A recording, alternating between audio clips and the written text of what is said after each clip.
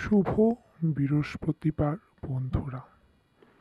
বৃহস্পতিবার দিনটি আমাদের সকলের জন্যেই একটি খুব শুভ বার, কারণ এটি হচ্ছে মা লক্ষ্মীর বার। আমাদের জীবনে চলতে গেলে মা লক্ষ্মীর অবদান কতটা সেটা আমরা সকলেই জানি। বৃহস্পতিবার এই কাজগুলি করলে মা লক্ষ্মী রুষ্ট হন। আপনিও কি এই কাজ করে থাকেন? তো চলুন জেনে নিই কোন কাজগুলো করা অশুভ আপনার পক্ষে এই বারে। আপনারা লক্ষ্মী পুজোর শেষে সবাই শঙ্খ বাজান। শঙ্খকে নারায়ণের রূপ বলে ধরা হয়, কিন্তু জানেন কি শঙ্খ বাজানোরও একটা নিয়ম আছে? মা লক্ষ্মী খুবই শান্তি সৃষ্ট দেবী।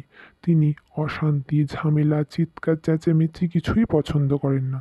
তিনি শঙ্খর আওয়াজও সহ্য করতে পারেন না। বলে কি শঙ্খ বাজাবেন না, এমনটা কিন্তু একদমই নয়।